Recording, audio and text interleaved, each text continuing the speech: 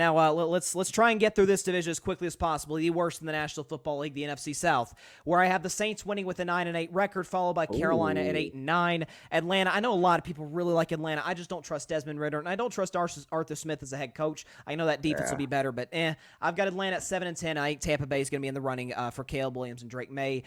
Listen, they struggle with, albeit an old Tom Brady, but they struggle with Tom Brady. And again, kind of got in the playoffs feasting off of some pretty crappy competition, particularly in this division. But the Saints to me have clearly the best roster in the division. The only thing to me that hold them back is Dennis Allen, who I think is a proven bad head coach at this point. His record in the NFL is atrocious.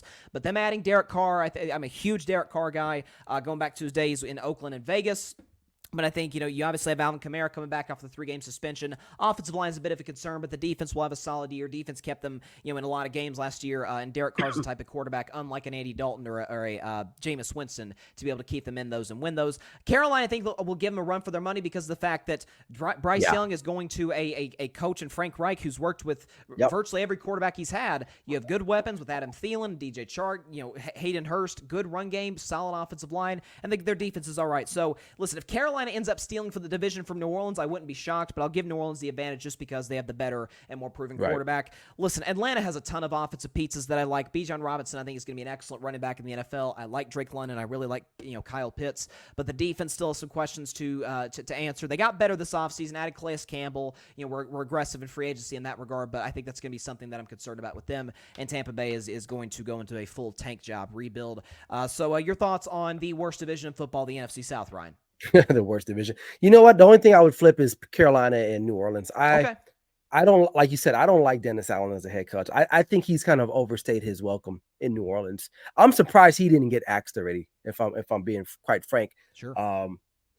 Derek Carr, I think Derek Carr got a bad rap playing with the Raiders. He is a very good quarterback, and I think he gets a lot of crap just because they didn't win a lot, there. But I don't know how, I can't even count how many coordinators and how many offensive systems he had played in, but I can only imagine it was quite a few.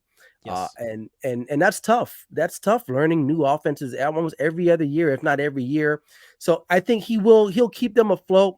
The bottom three or bottom two, I think is on point. Atlanta is where they are. Like, I don't really think that when someone says Atlanta Falcons football, I don't think of anything, honestly. Like, I literally draw a blank. It's like I'm loading, unfortunately, because we don't know how Bijan Robinson is going to be, right? Everyone thinks he's just going to be this guy in fantasy, but they still are going to want to use Cordell Patterson and Tyler Algier a lot.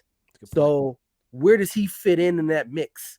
Okay, so he'll get the ball. I'm not saying he won't, and maybe he may emerge later on in the season, but it's only one football, and you can't give it to three guys at the same time. So we'll see. And then Tampa Bay, you're right. Tom Brady's gone. The head coach, he's basically on his way out. Todd Bowles, even though I like him, great defensive coordinator, but he's just not a head coach. And if you don't have a quarterback on top of not being a really good head coach, you're in trouble. And Tampa Bay they're going to be in the Caleb Williams sweepstakes for sure. So but like I said, the only thing I would switch is the Carolina at number one. And honestly, Carolina had a very underrated low-key offseason. You mentioned the signing of Thielen. Miles Sanders is back there. Good point. The kid they drafted out of Ole Miss, he's a receiver, Jonathan Mingo, I believe. Yes. Who a lot of people don't even know who he is. But again, you know why I know him? Because I did a Clutch Combine video on him. And if you don't know about him, go on to my TikTok, go on to my Instagram, you'll see it. I mean, the guy, he's like a little mini Anquan Bolden. And if you don't know who Anquan Bolden, for the young guys in the chat here, go Google him, and you'll know exactly what I'm talking about. So, but you're right. This is probably the worst division in all of football. It's not good. That I feel very confident saying, I'll get into playoff predictions later. I feel very confident saying whoever comes out is going to lose immediately in the first round of the playoffs. It's just that division got a long way to go. So let's get into some comments and please get out of this division as quickly as possible. Yep. John's late to the chat, but he always, as always, Jets. Oh Lord, listen. John's a loyal Jets fan. He's been through a lot. Okay, so I gotta shout out my man. Patrick says, could New Orleans pry Jim Harbaugh away from Michigan in 2024? Or another coach that we don't know about? Well, listen, if they do, then the Saints are back in business because Jim Harbaugh's proven he's the best. I think it's fair to say the best coach in all of football in terms of college and NFL. Yeah. He was very successful in San Francisco. Went to 3 straight NFC Championship games. Even Obviously, has prior been to that. successful.